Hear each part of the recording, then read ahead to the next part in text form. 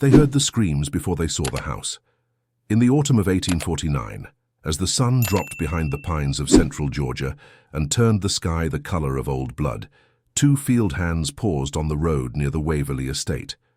From the big white house on the hill came a sound they could not name at first, a raw, tearing noise that was not quite human and not quite animal.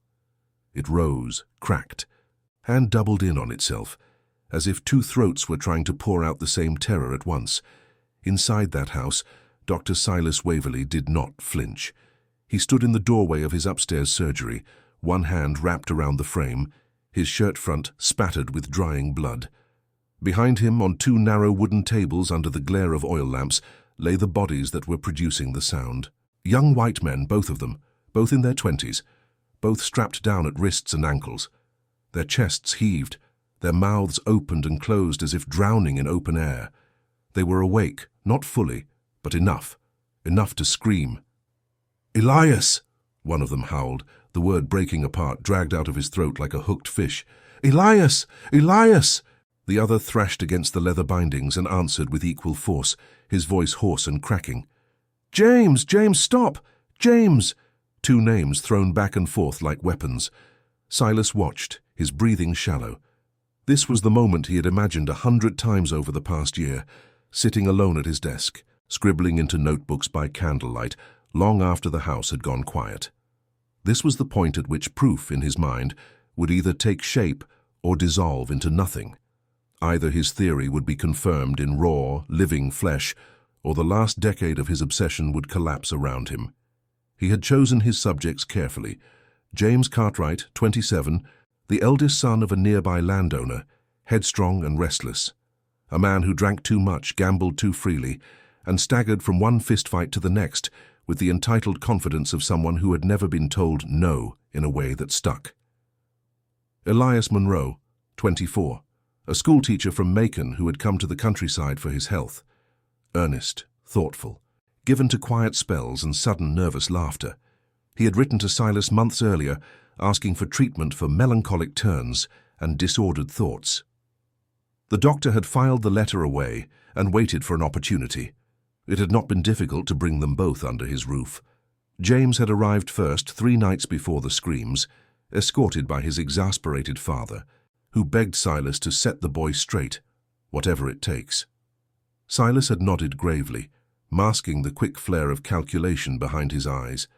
Elias had come the next day, thinner than his letter suggested, carrying a single worn valise and a stack of dog-eared books. Silas had greeted them with the same calm, careful manner he used on every patient. He walked them through the halls of his home, a house paid for by old cotton and new medicine, past portraits of dead Waverleys and shelves lined with glass jars. He spoke reassuringly of rest, of new techniques from Europe, of a mind-body connection that could be rebalanced if one had the courage to try. He did not speak of the notebooks locked in his desk, filled with diagrams of skulls, nerve pathways, and crude maps of what he called the seats of self.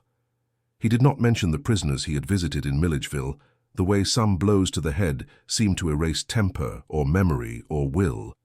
He did not confess how often, while dissecting the brains of the dead, he had whispered to the empty room, "Where are you in here?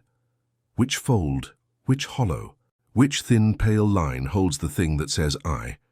Others spoke of souls as if they were distant, untouchable. Silas believed the soul sat somewhere behind the bone of the forehead, sunk in wet tissue, reachable if one dared.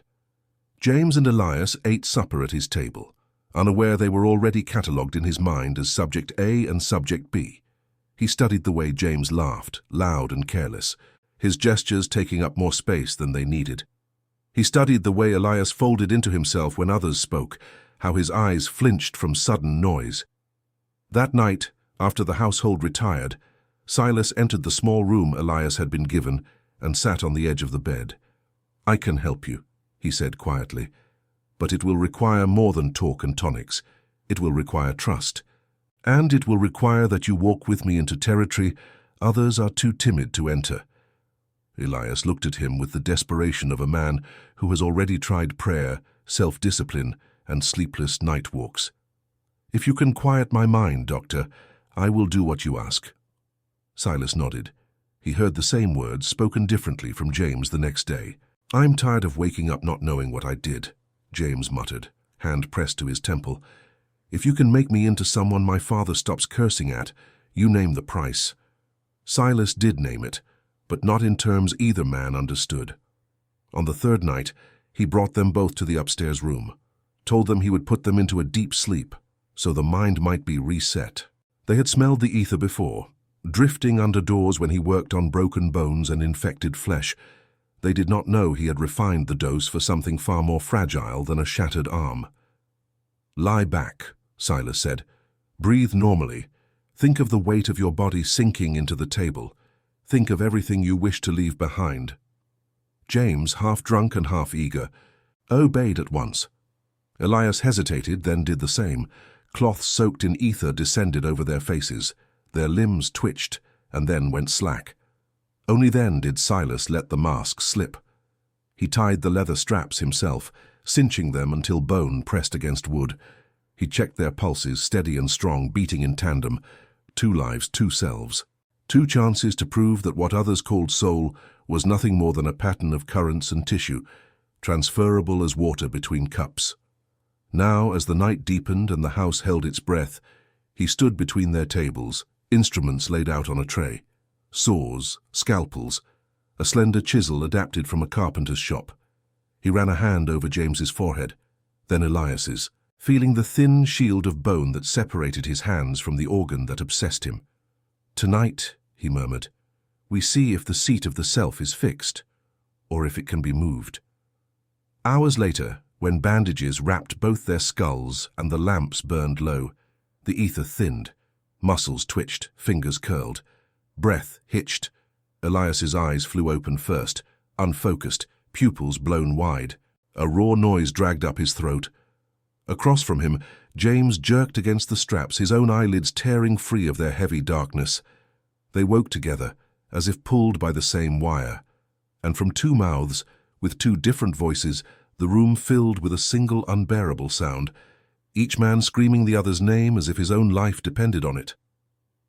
By morning, the story had already begun to twist. No one outside the upstairs room had seen what Silas Waverley had seen at the moment of waking.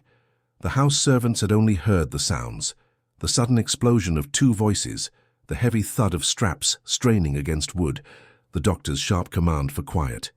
They listened from the stairwell as the screams broke apart into ragged sobs, as Silas's footsteps paced back and forth, as basins were dragged and instruments clinked back into metal trays.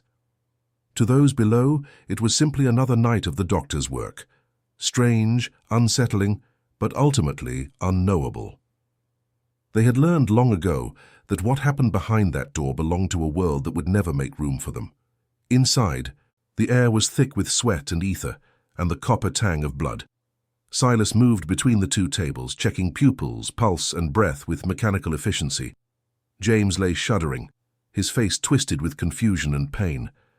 Elias stared at the ceiling, jaw clenched, a low broken sound leaking from his throat between each breath. "James," Silas said, leaning over the first table, "can you hear me?" The young man turned his head slowly, as if it weighed more than it had the day before. His eyes tried to find the source of the voice and failed, sliding uselessly across the room. "Doctor," he whispered, "Doctor, what did you do?" "Do you know who you are?" Silas asked. Silence stretched. Then, with visible effort, James said, I'm Elias." Across the room, the other patient flinched. Silas's pulse jumped. The answer was wrong. Deliberately, impossibly wrong. He forced his face to remain calm, though his mind raced. Ether could cause confusion. Pain could scramble words. He had prepared himself for disorientation, for partial amnesia, even for blank shock. But not for this. He crossed to the second table. "Elias," he said quietly. "Look at me."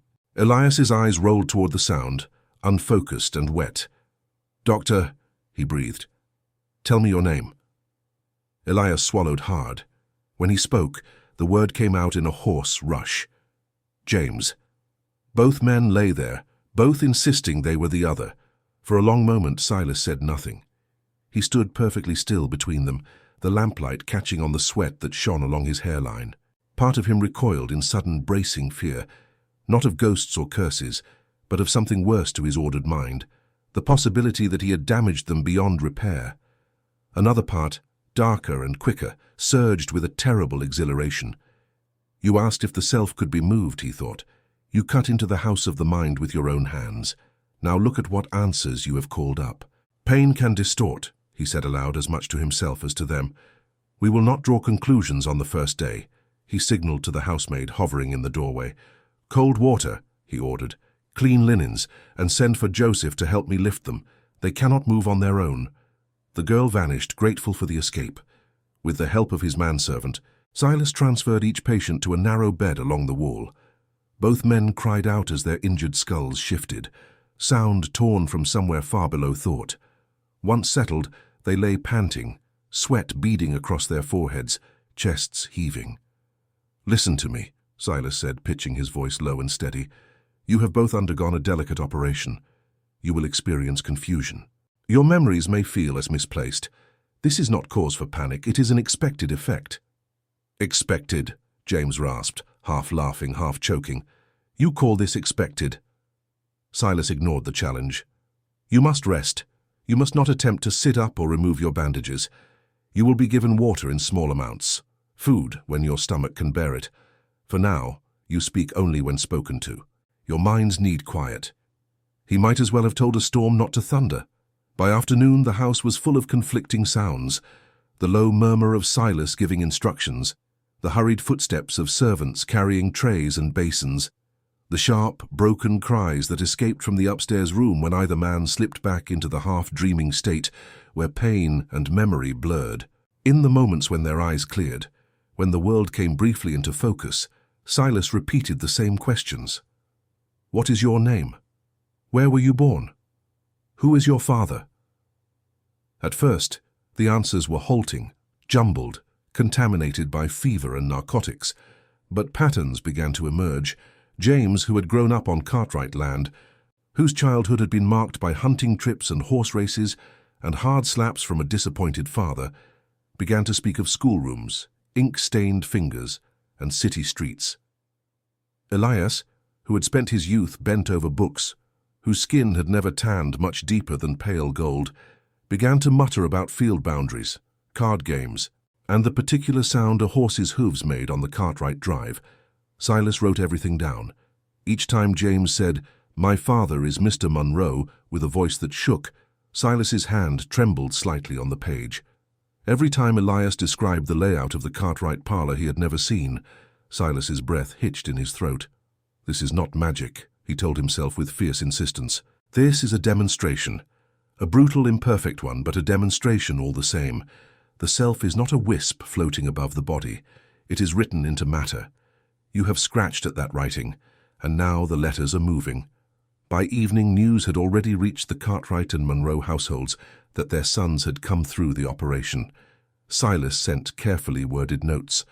The procedures had been taxing, the recoveries uncertain, the minds temporarily disturbed. He requested time and privacy. No visitors. Not yet. James Cartwright's father, who had authorized whatever it takes, read the letter twice and poured himself more whiskey. Elias's older sister in Macon pressed the message to her chest and whispered a prayer over sicknesses she could not name. Days blurred. Silas established a regimen. Brief periods of wakefulness for questions and nourishment, followed by long stretches of enforced rest. He dosed them with laudanum when their agitation threatened to tear the stitches in their scalps. He controlled every variable he could reach, light, sound, food, temperature, as if the upstairs room were a sealed jar in which he could watch a new law of nature unfold. But some things refused to be controlled. At night, when the laudanum slipped and dreams rose, the screams returned. Sometimes they shouted each other's names, as they had that first moment of consciousness. Other times they shouted their own, but with the wrong memories clinging to the syllables. James would sob apologies to a father he described as a thin, bookish man in spectacles. Elias would curse in a rough, rural drawl that sounded nothing like his usual speech. In their clearer moments, they began to notice the wrongness themselves. "Doctor," Elias said one afternoon, voice thick with fear. "I keep seeing a house I know I've never lived in. Big columns, red clay road, the smell of horses. I can close my eyes and walk from the front steps to the back porch without stumbling. How is that possible?" Silas folded his hands behind his back. "The brain often fabricates images when under strain," he said, "borrowed from stories, from glimpses, from overheard descriptions. I can tell you where the key is hidden under the third brick on the left," Elias insisted. "That ain't from a story." Across the room, James lay staring at the ceiling, jaw grinding. "When I sleep," he said slowly, "I dream of chalk on a board, of boys reciting verses, of a woman's hand on my shoulder as she leans over my copybook and tells me to mind my loops. I never cared about letters in my life, but when I wake up my hands itch like they're hunting for a pen." Silas wrote that down too. He did not show them the notebook. He did not tell them about the sketches inside, 2 crude brain diagrams with arrows connecting regions labeled with their initials. He did not confess that he had gone into this believing, halfway at least, that nothing would happen, that the mind would prove more stubborn, more fixed, and that his work would expose limits rather than possibilities. Instead, he watched 2 young men flail in a pool of shared memories and told himself he was observing, not drowning with them. When he finally left the room each night, shoulders rigid, face numb, the house breathed out. Behind closed doors, those who scrubbed the blood from his basins and burned the soiled bandages began to speak in low voices. "They say he's trying to change who they are," one whispered. "Fool's going to rip their minds apart," another muttered. Downstairs, by the dying coals of the kitchen fire, the cook shook her head and said what none of them quite dared. "You start cutting where the self lives. Ain't no telling what you set loose. Not ghosts, just broken men who don't know which name belongs to them no more." Upstairs, between 2 narrow beds, Silas Waverley held his pen like a lifeline and called what he saw by another word: progress. By the end of the first week, the house could no longer contain it. Silas had hoped for more time to observe, to catalogue, to shape his findings into something he could control before the outside world demanded a look. But the people of rural Georgia were no strangers to pain, illness, or odd behavior. They knew what fever looked like, what delirium sounded like. And they knew when something strayed beyond the edges of ordinary. The first to break the circle of secrecy was not a grand planter or a curious doctor, but the coachman. Harlan was a quiet, wiry man who had driven the Waverley carriage for a decade. He prided himself on seeing everything and speaking almost nothing.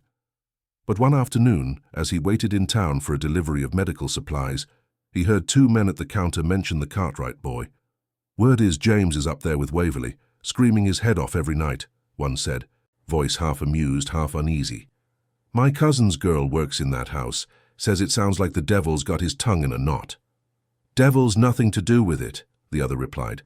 "Doctor's cutting on brains now, seen him get special tools in from Savannah, tiny chisels and hooks.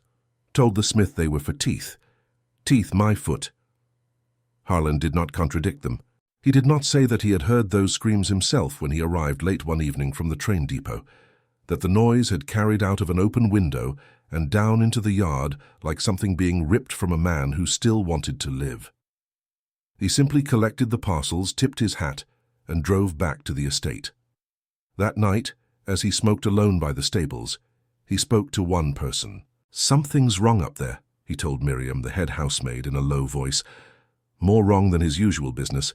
Miriam, who changed the linens on the upstairs beds and had seen the bandages on James and Elias's heads, did not argue. "He's trying to turn them into someone else," she said, "like swapping coats, only the coats are inside." "White folks don't believe that kind of talk," Harlan muttered. "But they'll believe their own eyes when those boys go home broken." The next day, James's father came. Edward Cartwright arrived mounted and unannounced, dust still clinging to his boots, impatience in every line of his body. He did not wait for a letter or an invitation. He had sent his son to Waverley for correction, not annihilation. The rumours had finally grown thick enough to force him into the saddle. Silas met him in the front hall, wiping his hands on a cloth, the faint smell of antiseptic following him like a shadow. "Edward," he said, with the stiff politeness of one man who depends on another's good opinion, You should have sent word. I've sent 2 letters. Cartwright cut in. You answered neither. I won't be treated like some charity case waiting in line. I want to see my boy. It is too soon, Silas said. His mind is in a delicate... Doctor, Cartwright snapped, stepping closer. I paid you in the understanding that you'd straighten him out, not carve him open. I heard talk in town. I don't like what I heard. Take me to him. For a moment, Silas considered refusing. Then he saw the calculation in Cartwright's eyes, the quick, cruel readiness to shift from client to enemy. A new refusal would only feed the fire. Very well, he said, but you must be prepared. He is not, as you remember. Upstairs, in the dim, close room, James lay dozing, a damp cloth over his forehead. Elias stared at the wall, lips moving silently as if reciting lessons only he could hear. When the door opened, both men flinched. Cartwright's gaze went first to his son, then stopped, stunned. James's face was gaunt, the angles of his skull more pronounced under yellowed skin. The bandage wrapped around his head was stained at the edges. His eyes, when he forced them open, were sunken but oddly bright. Boy, Cartwright said, voice softening without his consent. What have they done to you? James blinked slowly. His gaze moved past his father, then back, as if trying to match what he saw to something inside his mind. Sir, he whispered, are you my father? Silas watched Cartwright's jaw tighten. Of course I'm your father, he said. Who else would I be? James licked cracked lips. I don't remember. His eyes shifted, seeking an anchor. I remember a schoolroom, but your hands, they don't look like a teacher's. Cartwright turned sharply to Silas. What in God's name is he talking about? Disorientation is natural, Silas said quickly. His brain has been... Across the room, Elias spoke up for the first time, voice thin but clear. James, he said, looking toward the other bed, though he could not see it. Your father's a hard man. Stands in the doorway of that big white house with his arms crossed. You used to laugh when he threw things. Said he'd never hit anything he aimed at. Cartwright swung toward him, stunned. How do you... I dream it every night now, Elias murmured. Wake up with dirt from your drive under my fingernails. Only I've never set foot there, not once. The room went very still. Silas felt the space between his heartbeat and the next stretch into something that might have been awe or might have been horror. I need you to leave, he said to Cartwright, voice suddenly sharp. You're agitating them. Their minds cannot afford this kind of strain. Cartwright stared at him, then at the 2 young men, each speaking with pieces of the other's life caught in his teeth. For a brief, terrifying instant, something like fear flickered across the older man's face. Not fear of devils or curses, but of a thing he could not beat into submission or pay to make disappear. This isn't what I paid for, he said quietly. You were supposed to fix him, not break him in half. Silas lifted his chin. I have given your son a chance to become something other than the brute he was. That process is not gentle. You knew that when you told me to do whatever it takes. Cartwright looked back at James. Boy, he said again, more carefully now. What is your name? James hesitated. His eyes flicked toward Elias, then back to his father. I don't know, he admitted. Sometimes I think I'm James. Sometimes I think I'm him. Cartwright swayed as if struck. He left without another word. That night his anger burned through the county like a grass fire. At the tavern he spoke more harshly than he had meant to, tossing out phrases that multiplied as they passed from ear to ear. He cut into my boy's head. He turned him into somebody else. He's playing at swapping souls like cards. By the time the story reached the next town, Dr. Silas Waverley was no longer an ambitious surgeon experimenting on the borders of the mind. He was the man who tried to switch 2 souls. The phrase stuck because it was simple and terrifying.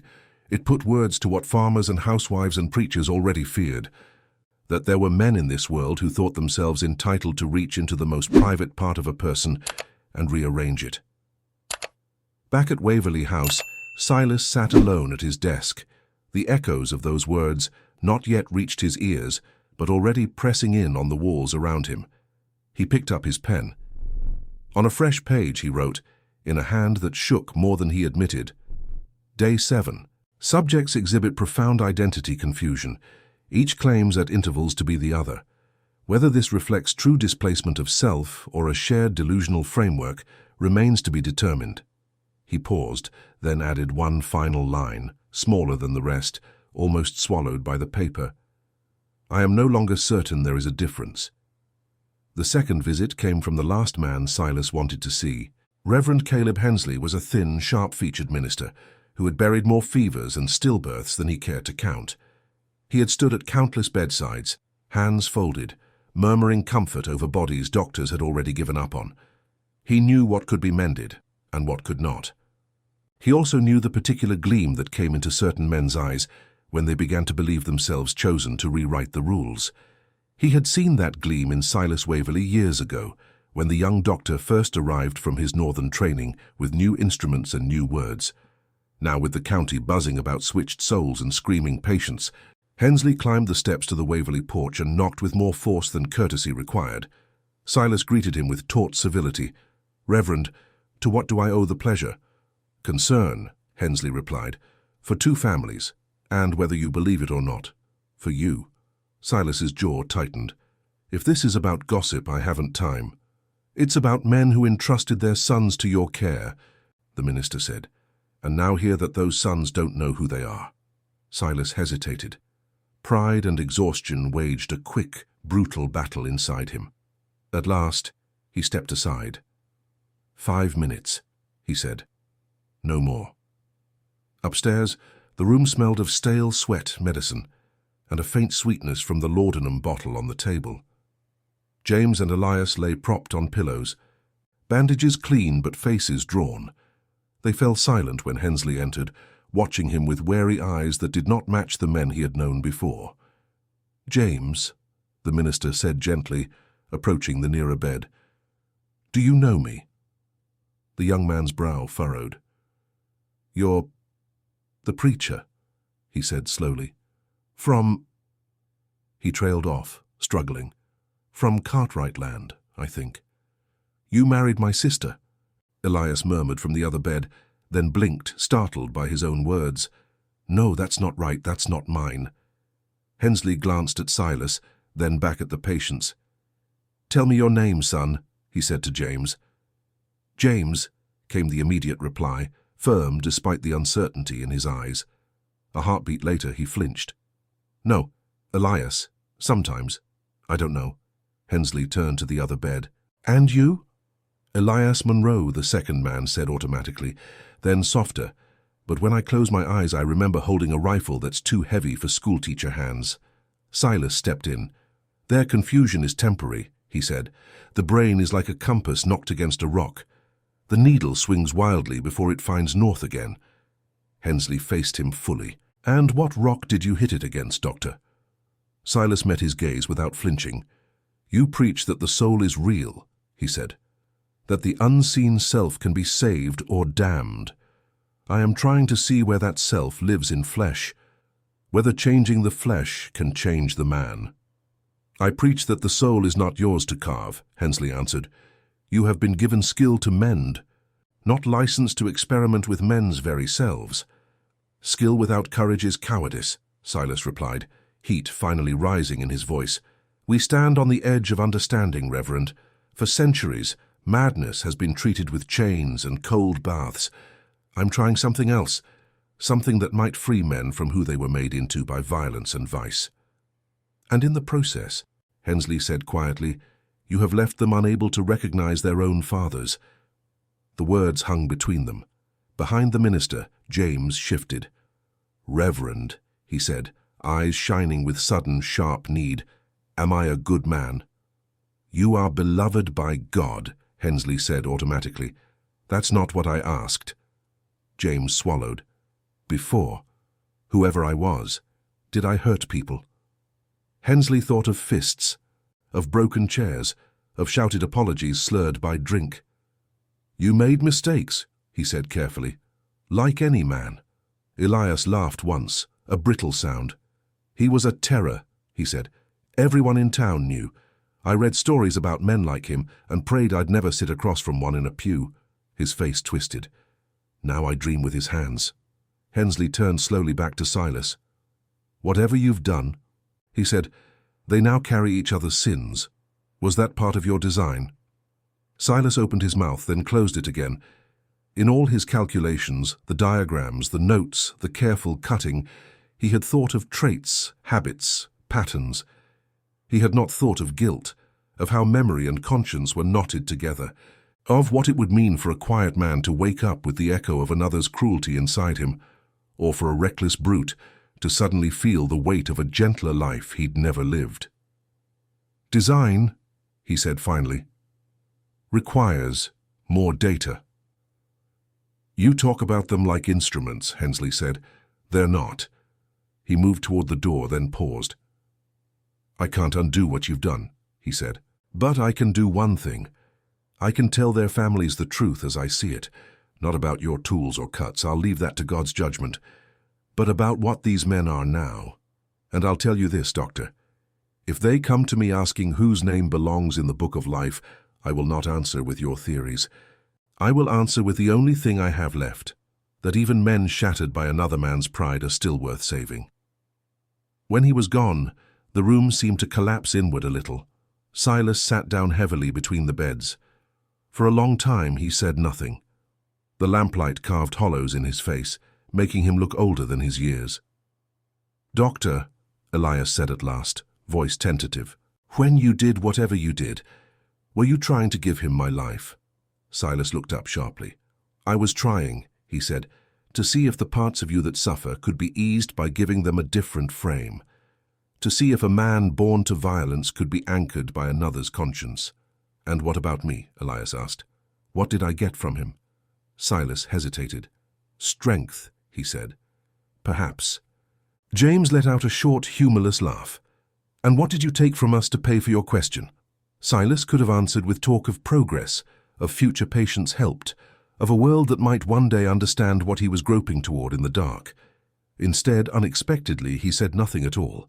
In the silence, the two damaged men listened to their own breathing, to the faint, off-kilter rhythm of memories that did not fit, to the fact that no amount of explanation could smooth the jagged edge left where a name once sat comfortably in the mind. Outside, the story continued its slow, relentless climb out of the house and into the world. It moved along fence lines and across church pews, from barns to kitchen fires, changing as it went. Some said the doctor had literally swapped their souls. Others said he had driven them mad by cutting into the place only God should touch. A few, quieter voices wondered if what he had shown, however crudely, however cruelly, proved something they were not ready to see. None of that mattered much to James and Elias. For them, the question was smaller and more brutal. When the pain eased, if it ever did, who would they be allowed to be? Silas Waverley told himself there was still time to shape the answer, to tilt their fractured identities toward some new, more bearable balance. But underneath that hope ran a deeper, colder current he barely dared name. He had opened a door inside two men's heads, certain he could walk them back through it. Now, watching them struggle even to say their own names without flinching, he wondered if the door had ever been his to touch. By November, nothing about the experiment felt like a question anymore. James could sit up now. The stitches were gone, replaced by pale ridges along his scalp that throbbed when the weather turned. Elias could stand with help. Their bodies were mending in ways flesh understood. Their minds were slower to obey. Silas watched for patterns that might comfort him, and found only contradictions. Some days, James spoke with his old swagger, cursing the doctor and swearing he'd ride home the moment his legs stopped shaking. Then, without warning, he would fall silent at the mention of hunting or cards, as if those pleasures belonged to a stranger whose coat he had slipped on by mistake. Other days, Elias taught himself to move through the room with small, precise steps, talking quietly of books and pupils, until a sudden noise snapped his head around with a fighter's reflex he had never owned. Outside, the world refused to wait for any of them. Cartwright had withdrawn his son from Silas's care in everything but fact. He would not move James, while the boy still needed bandages and careful handling, but he sent word through a lawyer that no further procedures were permitted. Monroe's family, poorer and farther away, could do little beyond letters begging for gentleness and news. Silas replied with cautious phrases about ongoing adjustment and encouraging signs, words that cost him nothing and them everything. The house staff had adapted in their own way. They addressed each patient by the name he claimed most firmly that week, softening transitions with practiced tact. When James woke certain he was James, they followed his lead. When a bad night left him clutching his head and whispering Elias's childhood prayer, they did not correct him. Survival, they knew, often meant letting a man keep whatever thread he could grasp. One evening, Miriam found them both awake, the room dim, the air heavy with a storm building outside. Rain ticked at the window, thunder rolled far off. "Doctor's late tonight," she said, setting down a tray. "You two all right?" Elias answered first. "Depends who you ask." James stared at his hands. "Do you remember," he said to Elias, "a little boy in Macon who used to trace letters on your palm when he thought you weren't looking?" Elias blinked. "My youngest pupil," he said slowly. I think so." "I dream him," James said. "He leans against my desk, your desk, and asks if reading hurts. I tell him no. Only now, I don't know if that ever really happened to me." "It didn't," Elias said. "It happened to me. But I only remember it clear when you speak." Miriam watched them, something like fear tightening in her chest. "You both still here?"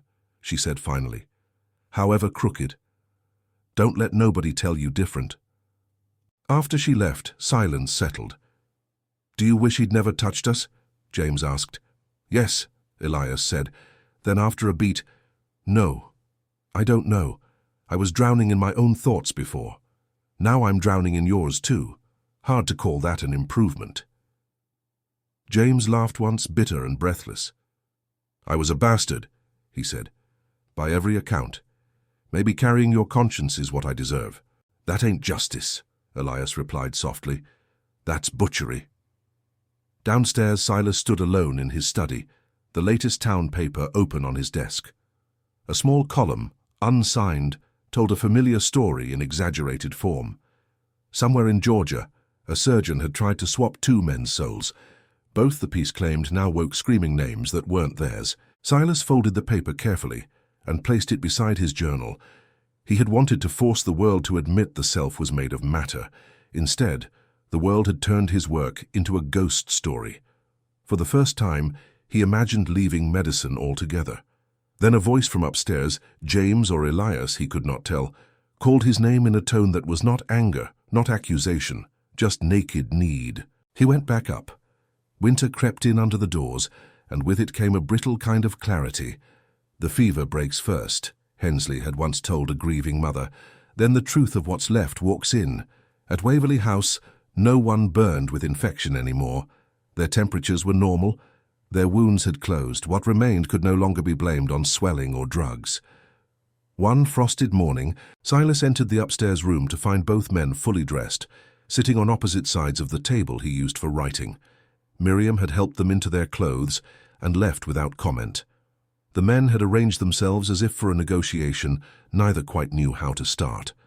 "We've decided something," James said. Silas set his bag down slowly. "Decided?" "We can't go home as we are," Elias said. "Not as cures, not as tragedies. Whatever you write in those pages, we ain't your proof, we're the cost." Silas bristled. "What you are is evidence." "We are men," James cut in. "Whatever else you carved into us, you don't get to cut that out." He leaned forward, eyes steady. "You wanted to know whether a man could be remade. Here's your answer. You can break him. You can pour pieces of another into the cracks, but you can't claim the result belongs to you or to science. It belongs to the ones who have to live it."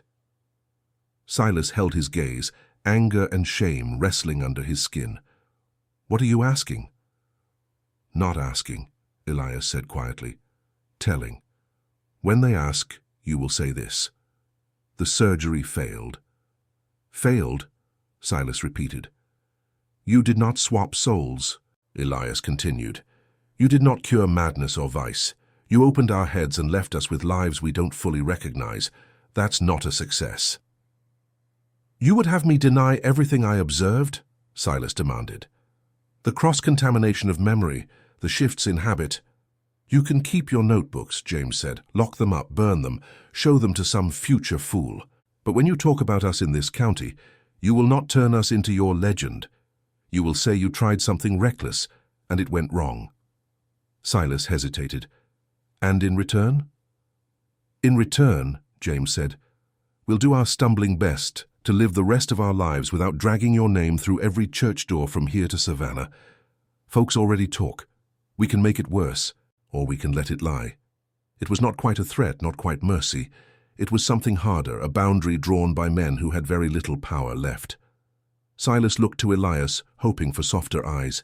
He found only the same tired resolve. You think you can simply choose who you are now? Silas asked, more plaintive than he meant. No, Elias said. We choose who we won't let you make us into. Outside, a crow called from a leafless branch. The sound slid through the glass like a crack. At last, Silas nodded once. Very well, he said. The operation failed, officially. Good, James said. Then send us home. The word stuck like a bone in Silas's throat. Home.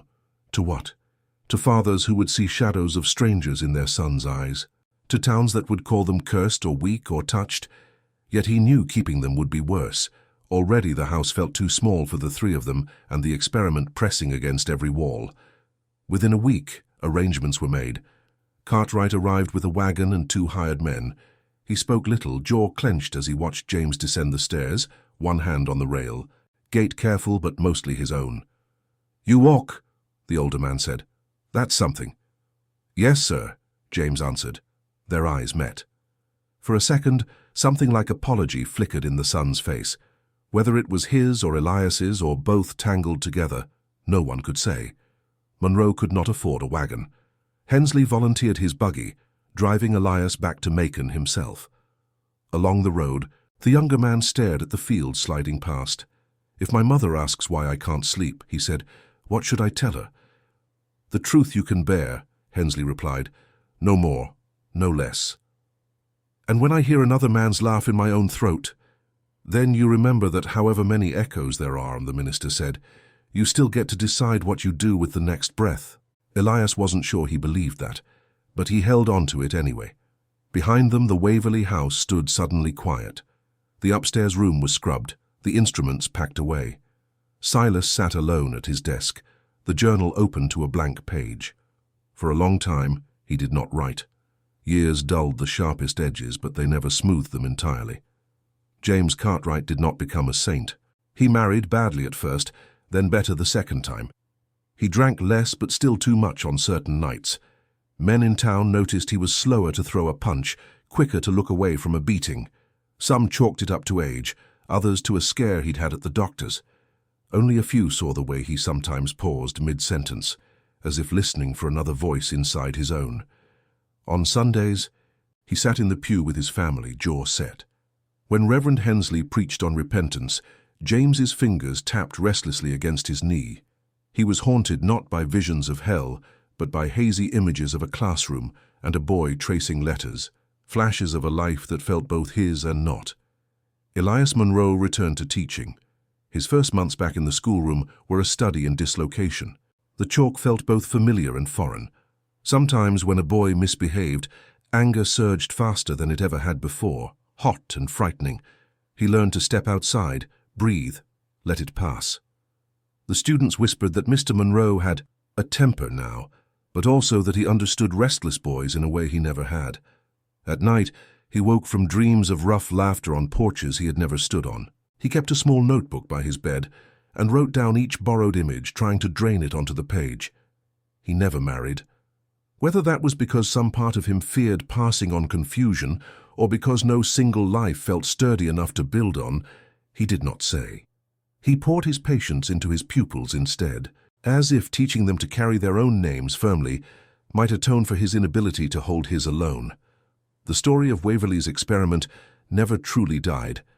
It sank below the surface, and surfaced again whenever someone wanted to prove a point about pride or science or the danger of men who thought too much. At kitchen tables it was told with exaggerations, souls literally shooting from one body to another, eyes changing color, voices swapping. At wakes, older folks lowered their voices and said, There was a man once who tried to meddle where only God belongs. His patients woke up screaming names that weren't theirs for weeks. Children shivered and begged for more. Adults shook their heads and changed the subject. Silas Waverley aged quickly. He stopped cutting into skulls. He still set bones, drained abscesses, delivered babies. His hands remained steady, his diagnoses sharp. No one could accuse him of neglecting his craft. But the particular fire that had once driven him to draw maps of the unseen now burned low. One rainy evening, Hensley visited him unannounced. They sat by the hearth, the doctor thinner, the minister greyer.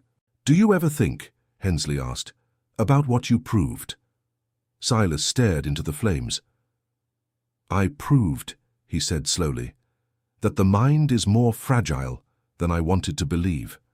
That you can shake a man loose from himself without giving him anywhere else to stand." "That's one reading," Hensley said. "Another is that whatever you touched didn't quite move the way you thought. Those boys, they carried pieces of each other, sure, but neither disappeared." Silas's mouth twisted. "You want to comfort me with the idea that the soul resisted my knife." "I want to remind you," Hensley said, "that for all your cutting, you did not get what you reached for. Perhaps that's mercy." Silas did not answer. After the minister left, he opened his old journal for the first time in years. The ink had browned. The diagrams looked crude to eyes now less certain. On the final page, beneath the last entry, he wrote one sentence. "Whatever the soul is, it refused to be only an experiment." He closed the book and locked it away. Outside, life went on. Children learned to spell their names.